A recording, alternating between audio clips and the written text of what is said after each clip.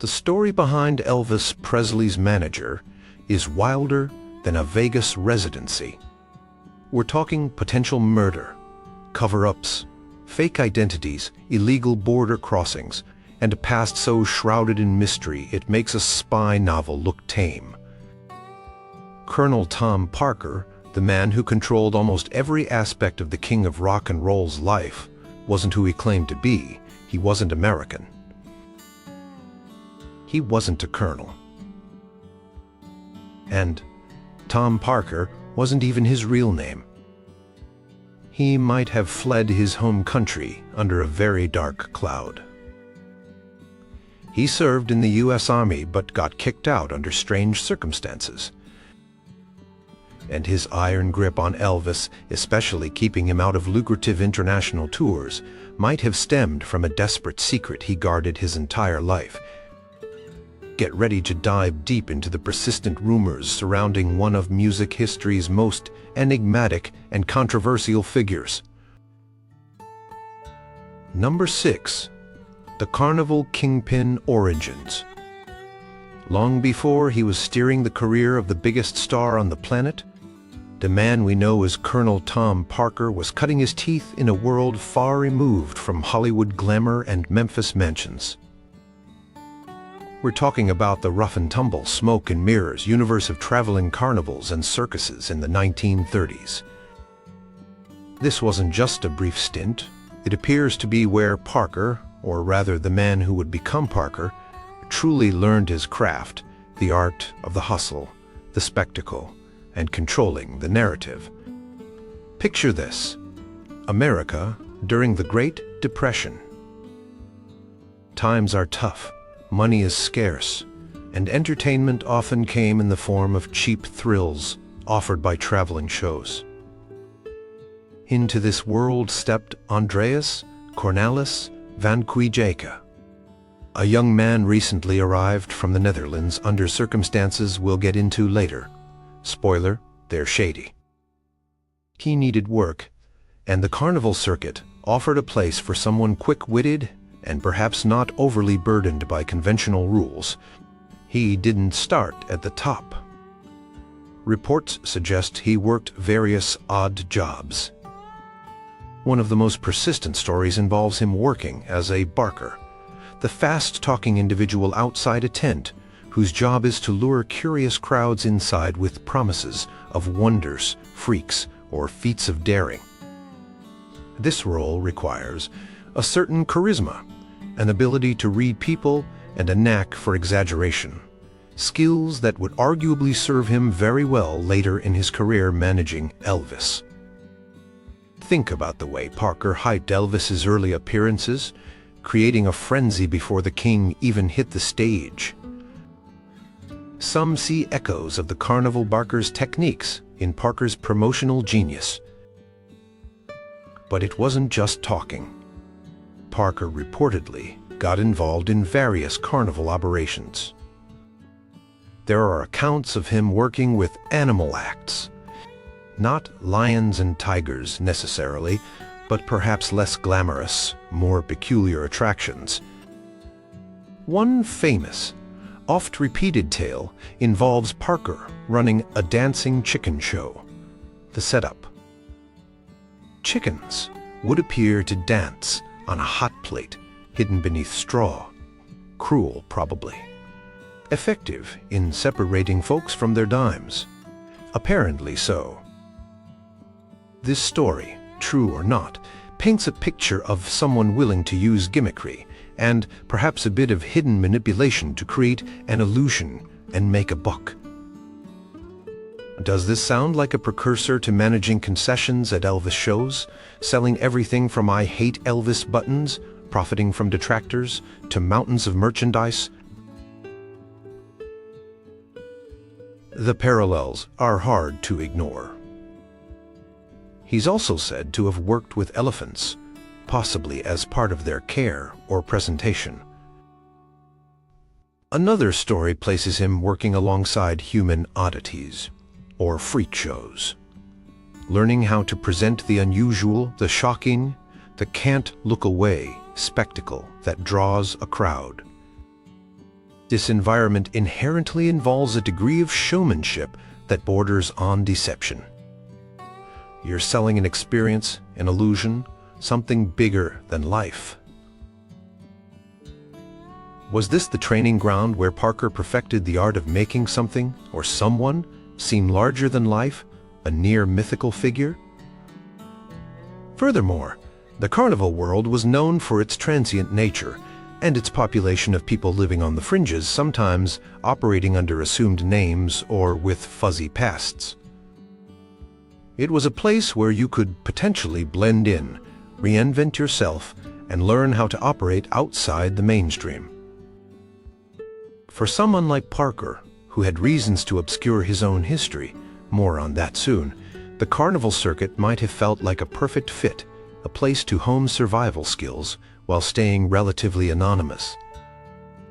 Biographers, like Alana Nash in her definitive work, The Colonel, delve deep into this period, piecing together anecdotes and records. They suggest Parker didn't just work in carnivals, he started running them, or at least significant parts of them. He learned about routing tours, managing logistics, getting people, animals, and equipment from town to town, handling cash flow, often large amounts, changing hands quickly, dealing with local authorities, and, crucially, understanding mass psychology, what makes people stop, look, and spend their money. Think about the sheer control Parker exerted over Elvis's career. He managed the image, the bookings, the merchandising, the movie deals, the narrative. He built a wall around Elvis, controlling access and information. Was this level of control something he learned was necessary in the chaotic, often cutthroat world of carnivals, where deals were made on handshakes, reputations were everything, even manufactured ones, and vigilance was key to survival? Did the carnival teach him that the show was everything, and the reality behind it could be carefully managed, even hidden? The Colonel title itself, though officially granted later, has a certain carnival ring to it, a touch of P.T. Barnum-esque puffery. It wasn't a military rank, it was an honorary title bestowed by Louisiana Governor Jimmy Davis, a former country singer Parker had worked with. But Parker embraced it fully, using it to project an image of authority and respectability that perhaps masked his more rough-hewn carny past. So, while managing the king of rock and roll seems worlds away from dancing chickens and circus tents, the foundational skills might have been forged right there. The ability to spot talent or potential profit, the relentless drive for promotion, the mastery of hype, the understanding of contracts and how to make them work in his favor, and perhaps even a certain ruthlessness. Did it all begin on the dusty midways of Depression-era America? The facts point to a significant period spent in this unique environment, an apprenticeship in showmanship and business acumen, albeit a version far removed from any corporate boardroom. It's a part of his story that Parker himself didn't often highlight, preferring the more distinguished Colonel persona, but it's a crucial piece in understanding the man behind the legend. Number 5. Why Tom Parker? The name game. One of the most fundamental mysteries about the man who called himself Colonel Tom Parker is the name itself. It wasn't his. His birth name, the one given to him in Breda, North Brabant, in the Netherlands, on June 26, 1909, was Andreas Cornelis van Kuijk. Friends and family knew him as Dries. So where did Tom Parker come from? And why did he cling to it so fiercely for his entire adult life in America, effectively erasing Dries van Kuijk from existence? The facts are these. When Andreas van Kuijk entered the United States around 1929, he did so without legal documentation. He essentially slipped into the country. Shortly thereafter, he enlisted in the U.S. Army. And when he enlisted, he didn't use his Dutch name. He signed up as Tom Parker. This wasn't a name pulled out of thin air. There was a real Tom Parker connected to his story. While serving at Fort Shafter in Hawaii, Andreas van Kuijk, now calling himself Tom Parker, served under an officer named Captain Thomas R. Parker. Was this a coincidence? Or did the young immigrant intentionally adopt the name of his commanding officer? The records confirm the existence of Captain Thomas R. Parker in the same place at the same time. Why would he do this? Here the facts end and the speculation begins, fueled by the vacuum of information Parker himself created. Possibility 1. A spur-of-the-moment decision. Maybe, when asked for a name upon entering the country or enlisting, he panicked and latched onto a common-sounding American name he'd heard or seen. Tom Parker. Sounds generically Anglo-American. Certainly more so than Andreas Cornelis van Kuijk. It might have seemed like a quick way to blend in, to sound like he belonged. Possibility 2. A deliberate disguise. If Andreas van Kuijk was leaving something behind in the Netherlands, something serious, like trouble with the law, which we'll explore later, then adopting a completely new identity would be paramount. Taking a common name would make him harder to trace. Erasing his Dutch past would be essential for a fresh start, especially if that past contained elements he desperately wanted to hide. Possibility 3. Co-opting authority or legitimacy. Did adopting the name of an actual army captain, his superior officer, give him a subconscious or conscious sense of borrowed authority or legitimacy? Was it a way to anchor his new identity to something solid and official within the American system he was trying to navigate? It's a bit audacious taking the name of someone directly above you in the military hierarchy. Possibility 4. Simple convenience or error. Could it have been less calculated? Perhaps a misunderstanding during enlistment. Or maybe he encountered someone named Tom Parker early on and simply started using the name out of convenience, and it stuck. This seems less likely given the consistency with which he maintained the alias. What's fascinating is how completely he adopted the persona. He wasn't just Tom Parker on paper. He became Tom Parker.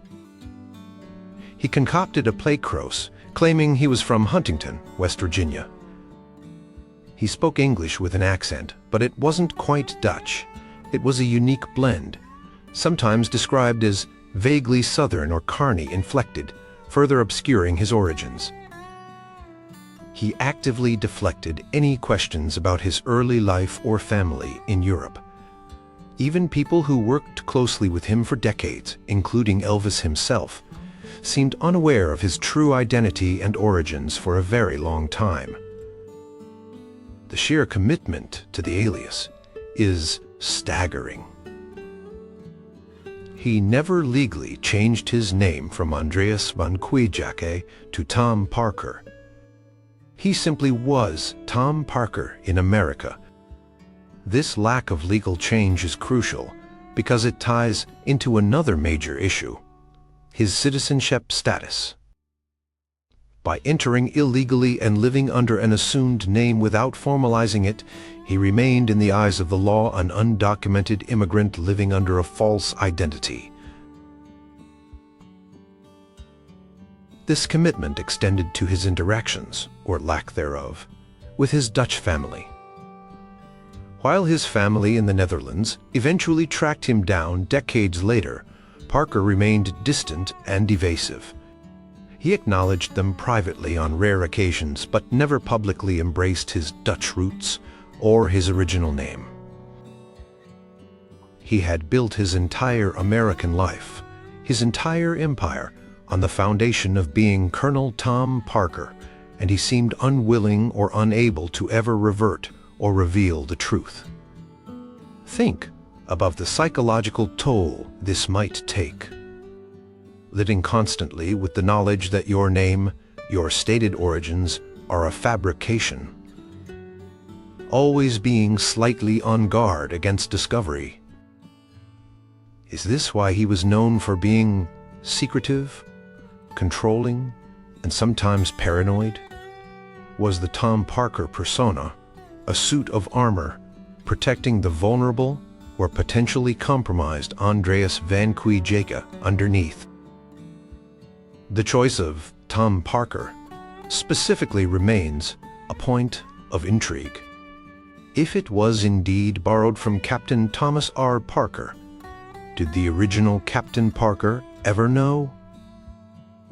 There's no record of any confrontation or issue arising from it during their service time. Did the young immigrant just hope the captain wouldn't notice or care? Or was there some other unknown Tom Parker who inspired the name? Without Parker's own explanation, and he never gave a clear one, we are left with the fact Andreas van Kuijk arrived in the U.S. and became Tom Parker. The reasons remain buried with him, but the act itself is a cornerstone of his mysterious past, influencing everything from his legal status to his personal relationships and, ultimately, his legendary career. The name was the first layer of the enigma he carefully constructed around himself. Number 4. The Army, AWOL, and discharge drama. Before the colonel title, the carnival hustles, and the management career, there was Private Tom Parker, or rather, Andreas van Kuijk, posing as Tom Parker, of the United States Army. His military service wasn't a long and distinguished career. Instead, it was short, troubled, and ended under a cloud of psychological instability, adding another layer of peculiarity to his already murky biography. Having entered the U.S. around 1929 and enlisted using the name Tom Parker, he initially served in the 64th Coast Artillery Regiment at Fort Shafter, Hawaii. For a time, things seemed relatively unremarkable. But then his behavior reportedly became erratic. The structure and discipline of military life, which some thrive under, appeared to unravel him.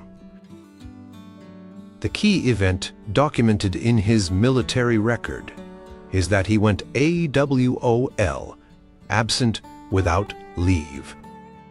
This wasn't just skipping curfew. He reportedly disappeared for a significant period. Going AWOL is a serious offense in the military, subject to court-martial and punishment, often including imprisonment. Why did he go AWOL? The records don't provide a motive, only the fact that it happened. Was he fleeing the pressures of military life? Was it related to his undocumented status? Perhaps a fear of discovery?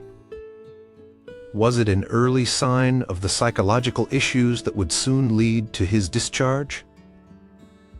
Or was it connected to something else entirely? Something from the past he was trying to escape? As always with Parker, the facts raise more questions than answers. He was eventually apprehended. But instead of just facing disciplinary action for desertion, his case took a different turn. Parker was subjected to a psychiatric evaluation. The result of this evaluation led to his discharge from the Army in 1933.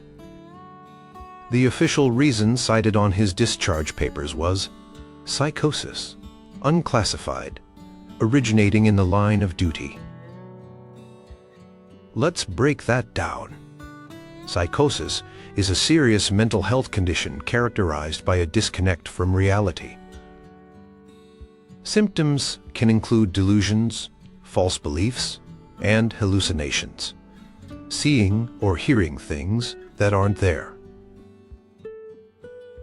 Unclassified suggests they couldn't pinpoint the exact type or cause. Originating in the line of duty is interesting.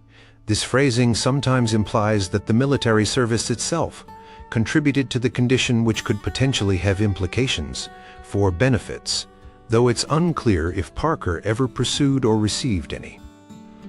What could have triggered such a diagnosis? Again, we lack specifics. Some biographers, like Alana Nash, suggest Parker may have suffered a genuine mental breakdown, perhaps exacerbated by guilt or fear related to his hidden past or his illegal status. Living a lie under constant pressure could certainly take a toll. Nash recounts stories suggesting Parker might have intentionally feigned mental illness to get out of the army and avoid punishment for going AWOL, perhaps by starving himself or acting bizarrely. Given his later reputation as a master manipulator, this theory isn't entirely out of the question. Could he have performed his way out of military service, seeing it as another kind of show?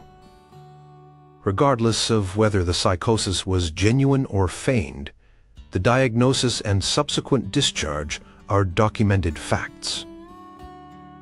It marks a bizarre chapter in his early American life.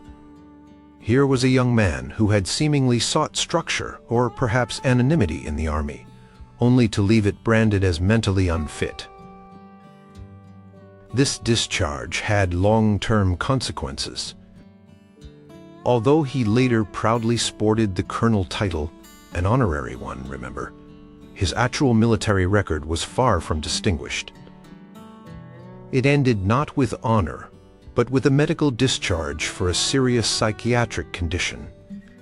Did this experience shape his later distrust of authority or institutions?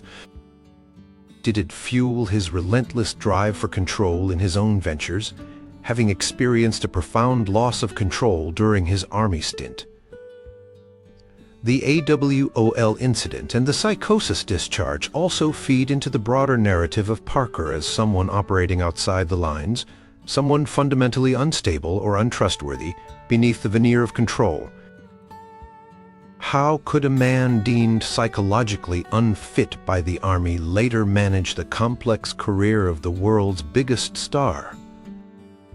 Did these underlying issues ever resurface? Some might point to his obsessive control over Elvis, his sometimes irrational-seeming decisions, like refusing international tours, or his legendary gambling habits later in life, as potential echoes of an inherent instability. It's also worth noting the irony. The man known as Colonel, a title implying military leadership and discipline, had a service record that included desertion and a discharge for mental health reasons. It's another example of the stark contrast between the public persona Parker cultivated and the documented facts of his life. The Army chapter adds not honor, but another layer of deep strangeness to the man Andreas van Kuijk became when he decided to be Tom Parker. It hints at a volatility or desperation lurking beneath the surface, qualities that perhaps drove him just as much as his legendary ambition. Number 3. The passport problem and international no-go zone. This is one of the most baffling and, in retrospect, potentially damaging aspects of Colonel Tom Parker's management of Elvis Presley. Why did the biggest star in the world, adored by millions globally, almost never perform outside of North America during his prime? Elvis played a handful of shows in Canada in 1957, but that was it. No tours of Europe, Asia, Australia, or South America, despite massive demand and potentially astronomical earnings. For years, the accepted excuses revolved around security concerns, logistical nightmares, or Parker's belief that foreign audiences should come to Elvis in Vegas. But a darker, simpler and far more persistent rumor offers a different explanation. Colonel Parker couldn't leave the U.S. because he couldn't get a passport. And he couldn't get a passport because he wasn't a U.S. citizen, had entered the country illegally, and was living under an assumed name with a potentially problematic past. Let's lay out the facts. Elvis Presley was a global phenomenon. His records sold millions internationally. His movies were shown worldwide. There was intense demand for him to tour abroad, particularly in the UK, Europe, and Japan. Promoters offered huge sums of money, often far exceeding what he could make domestically at the time. Yet, Parker consistently refused these offers. He gave various reasons over the years. Sometimes it was security, the perceived difficulty of protecting Elvis from fan hysteria abroad. Sometimes it was logistics, the challenges of transporting the star and his large entourage. Sometimes he claimed the venues weren't up to snuff, or the financial guarantees weren't high enough, though some offers were truly massive. He famously quipped, "Why travel to the pigeons when you can have them fly into your coop?" referring to drawing international crowds to Las Vegas. However, none of these excuses fully hold water when you consider the potential rewards and the fact that other major stars toured internationally without issue. The sheer amount of money left on the table was colossal. This led many, including some within Elvis's own circle, to suspect something else was going on. The core issue, according to this persistent rumor, was Parker's own status. As Andreas Cornelis van Kuijk, a Dutch national who entered the U.S. illegally around 1929 and never formalized his citizenship, he was in a precarious position. To get a U.S. passport, he would have needed to prove his identity and legal status. This would have meant revealing he wasn't Tom Parker, wasn't from West Virginia, and had no legal right to be in the country he'd lived in for decades. Applying for a passport would have exposed his entire fabricated life and could have potentially led to deportation. Furthermore, if he somehow tried to use his Dutch identity to get a passport, he might have faced other problems. What if there were outstanding issues back in the Netherlands? We're getting to the big ones soon. Applying for any official travel document would have invited scrutiny he simply couldn't afford. So, the theory goes, Parker's solution was simple. If he couldn't leave the U.S. without risking everything, then Elvis wouldn't leave the U.S. either. Parker maintained near total control over Elvis's career. His management contract gave him enormous power, and he seemed unwilling to delegate the supervision of his prize asset to anyone else, especially on foreign soil. If Parker couldn't be there in person, pulling the strings, overseeing the operation, and crucially controlling the money, then the tour wasn't happening. This had a profound impact on Elvis's career trajectory. While he remained hugely popular, he missed the opportunity to connect with his international fans, live during his peak performing years. It confined him largely to the American touring circuit, and later, the grind of Las Vegas residencies. Some argue this contributed to a sense of artistic stagnation or isolation for Elvis in his later years. He reportedly expressed a desire to tour overseas, particularly the UK, but it never materialized. Was he aware of the real reason why? Sources differ, but it seems Parker was adept at managing Elvis's perceptions just as he managed everything else. Consider the lengths Parker went to avoid international travel. When lucrative offers came in, he'd find reasons to say no. The one exception that proves the rule might be the 1973 Aloha from Hawaii concert. This was broadcast live via satellite to a massive global audience, though delayed in Europe. It was Parker's way of reaching the international market without physically leaving U.S. soil, Hawaii being a U.S. state. It was a technologically ambitious and expensive undertaking, perhaps a way to compensate for the tours that never were, while keeping Parker safely within American borders. The passport issue remained unresolved for Parker's entire life. He never became a U.S. citizen. He never traveled abroad after arriving in 1929. This lifelong geographical limitation, self-imposed out of necessity, dictated the global reach of the world's most famous entertainer. It's a stunning thought. Elvis Presley's world stage was effectively shrunk to fit the confines of his manager's secret past. The king was tethered to the United States because the colonel, the illegal immigrant Andreas van Kuijk, couldn't risk revealing himself by applying for the paperwork needed to leave. This rumor isn't just about travel logistics. It speaks volumes about Parker's control, his secrets, and the extraordinary measures he took to protect them. Number 2. The unsolved murder back home. This is perhaps the darkest and most sensational rumor clinging to Colonel Tom Parker's hidden past.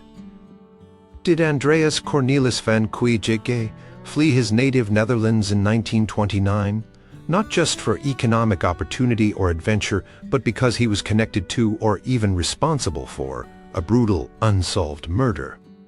The timing is chillingly coincidental, and the nature of the crime adds a sinister undertone to Parker's lifelong secrecy and his abrupt departure from his homeland. The facts are as follows. In May 1929, in Parker's hometown of Breda, a 23-year-old newlywed woman named Anna van den Enden, sometimes referred to as Anna Behrens, was murdered in her home above her husband's greengrocer shop. The crime was particularly vicious. She was bludgeoned to death, and the crime scene was described as horrific. Money was reportedly stolen from the shop. Crucially, there were no signs of forced entry, leading police to suspect the killer was someone known to the victim or familiar with the premises. The murder weapon was never found, and despite investigations, the case remained unsolved, becoming one of Breda's most infamous cold cases. Now, consider Andreas van Kuijk's situation at that exact time. He was a young man, around 20 years old, living and working various odd jobs in Breda. He likely would have known the area of the crime, possibly even the victim or her husband. And shortly after this shocking murder took place, within days or weeks depending on the account, Andreas van Kuijk abruptly left Breda. He didn't just leave town, he left the country altogether, seemingly without telling his family exactly where he was going or why. He surfaced later in the United States, having entered illegally. The coincidence is stark. A brutal, unsolved murder where the killer might have been known to the victim, followed almost immediately by the sudden, secretive departure of a local young man who then spends the rest of his life under an assumed name, avoiding his home country and any scrutiny of his past. This connection was largely unknown during Parker's lifetime, but was brought to wider public attention by biographer Alana Nash in her book, The Colonel. Nash traveled to Breda, interviewed people who knew the Van Kuijk family, and researched the murder case. While she found no definitive proof, no smoking gun directly linking Parker to the crime, the circumstantial details she uncovered fueled intense speculation. Was Andreas van Kuijk involved? Could he have been the killer? The lack of forced entry might suggest someone familiar. Did he know Anna van den Enden? Did he have a motive, perhaps related to the stolen money? Or could he have simply known something about the crime, or feared being wrongly implicated and decided fleeing was his safest option? Parker's behavior throughout his life arguably adds fuel to this fire. His obsessive secrecy, his refusal to discuss his past, his avoidance of the Netherlands, even preventing Elvis from touring there, his lack of verifiable identity documents, could all this stem from a desire to hide a connection to the Breda murder? Was the Tom Parker persona not just a way to assimilate in America, but a necessary shield against a potential murder charge? It's important to stress that no evidence has ever emerged to formally link Parker to the crime. He was never officially named as a suspect by Dutch police at the time, although some accounts suggest his name might have come up peripherally in later reviews of the cold case due to the timing of his departure. Without confessions, witnesses, or forensic evidence, it remains firmly in the realm of speculation and rumor. However, the existence of the rumor itself and the factual basis for it, the murder, the timing, the flight, casts a long shadow. It provides a potentially terrifying motive for Parker's lifelong pattern of deception and control. If he was indeed running from something as serious as murder, it would explain his illegal entry into the U.S., his adoption of a false identity, his avoidance of official documentation like passports, and his iron grip on his own narrative. Imagine living for over 6 decades with such a secret. Would it shape your personality? Would it make you ruthless in protecting your carefully constructed world? Would it make you prioritize money and control above all else, perhaps as a form of security against potential exposure? Whether true or not, the Breda murder rumor is the most extreme explanation for the enigma of Colonel Tom Parker. It transforms him from a mere con man or eccentric manager into something potentially far more sinister. It suggests his entire American life, including his symbiotic and controlling relationship with Elvis Presley, was built upon a foundation of escaping justice for a capital crime. While we must adhere to the principle of innocent until proven guilty, and Parker was never charged, let alone proven guilty, the chilling alignment of the murder in Breda and Andreas van Kuijk's disappearance remains one of the most persistent and disturbing whispers surrounding the man who made the king. Number 1. The secret Dutch identity he tried to erase. The biggest, most fundamental secret Colonel Tom Parker guarded for almost his entire adult life wasn't just one specific event or transgression. It was his entire identity. The folksy American-born, West Virginia-raised carnival hustler turned music mogul known as Colonel Tom Parker simply did not exist before 1929. He was an invention, a carefully crafted persona designed to mask the reality. He was Andreas Cornelis van Kuijk, born and raised in Breda, Netherlands. This wasn't just a name change. It was a near-total erasure of his past, a secret kept hidden from the public, the press, and even his closest associates, including Elvis Presley, for decades. Let's establish the core facts. Andreas Cornelis van Kuijk was born in Breda, North Brabant, Netherlands, on June 26, 1909. He was the 7th child in a family of 11. His father worked as a livery driver. Dries grew up in Breda, attended school there, and worked various jobs in his youth, including stints on boats, possibly hinting at an early desire for travel or escape. He was known in his community. He had family, parents, siblings, nieces, nephews. This Dutch life is documented. It is his factual origin. Around the age of 20, in 1929, Andreas van Kuijk left the Netherlands. As detailed in previous points, the circumstances surrounding his departure are murky, possibly linked to the unsolved murder of Anna van den Enden, or perhaps just a desire for a new life and economic opportunity in America. Whatever the reason, his departure was abrupt, and he didn't seem to maintain close contact with his family back home immediately afterward. He arrived in the United States, not through official immigration channels at Ellis Island, but likely slipping over the border or arriving as a stowaway or undocumented worker. Almost immediately upon arrival, or certainly by the time he enlisted in the U.S. Army shortly thereafter, Andreas van Kuijk ceased to exist. He became Tom Parker. He fabricated an American birthplace, Huntington, West Virginia. Why West Virginia? It's unclear. Perhaps it sounded suitably folksy and down-to-earth, fitting the persona he wanted to project. He claimed to have run away from home early to join the circus, blending a kernel of truth, his later carnival work, with his fictional Biko.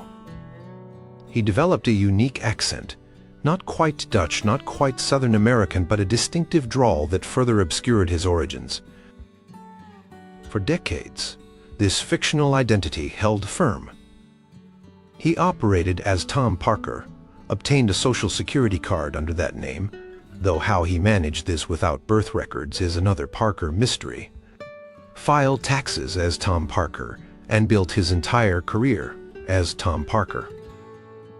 He married Marie-Mott Ross in 1935 as Tom Parker. Everyone knew him as the Colonel. The level of secrecy was intense. He rarely, if ever, spoke of his family or childhood. When pressed, he deflected or offered vague, often contradictory tidbits about his supposed West Virginia upbringing. He created a wall around his personal history. Even Elvis, who worked intimately with Parker for over 2 decades, reportedly had no idea his manager wasn't American. Priscilla Presley has stated that Elvis likely died without knowing the truth about Parker's origins. How did the secret stay hidden for so long? In an era before the internet and easy global communication, it was certainly easier to maintain such a deception. Parker was also notoriously controlling of information and his own image. But eventually, cracks began to appear. In the 1960s, Parker's Dutch family, specifically a sister, Adriana van Kuijk Stokers, recognized him in photographs with Elvis. They had wondered for years what had become of their brother Dries. They eventually made contact, seemingly confirming his identity privately. However, Parker did not publicly acknowledge his Dutch roots or his real name even then. He kept the facade firmly in place. It wasn't until 1980, during legal battles following Elvis's death over Parker's handling of the estate, that his origins became more widely scrutinized and reported. Investigations into his background, partly spurred by questions about his management fees and practices, began to uncover the truth about Andreas van Kuijk. Biographers like Alana Nash did extensive research, traveling to the Netherlands and confirming his birth records and family history. Even when confronted with the evidence later in his life, Parker remained somewhat evasive. He might acknowledge his Dutch birth in cryptic ways, but never fully embraced or explained his past. He had lived as Colonel Tom Parker for too long. The identity was fused to him. Why go to such extraordinary lengths? The potential Breda murder connection provides the most dramatic motive. Fear of deportation as an illegal immigrant is another powerful reason. Perhaps shame about his humble beginnings or a simple desire to completely reinvent himself in the land of opportunity played a role. Maybe it was a combination of all these factors. The fact remains that the Colonel Tom Parker, known to the world, was a construct. This fundamental dissection underlies all the other rumors and mysteries. His illegal status likely dictated his refusal to travel abroad. His need for a new identity might have stemmed from trouble back home or simply a desire to escape his past. His experiences under the false name, including his army discharge, shaped his American life. His choice of name and his early carnival work were building blocks in creating the Parker persona. Ultimately, the secret of Andreas Cornelis van Kuijk is the key that unlocks, or at least illuminates, many of the bizarre and controversial aspects of Colonel Tom Parker's life and career. It reveals a man living under immense pressure, constantly guarding a hidden reality, a situation that almost certainly influenced his decisions, his relationships, and his iron-fisted control over the empire he built around the king of rock and roll. The greatest illusion Colonel Tom Parker ever created might have been himself.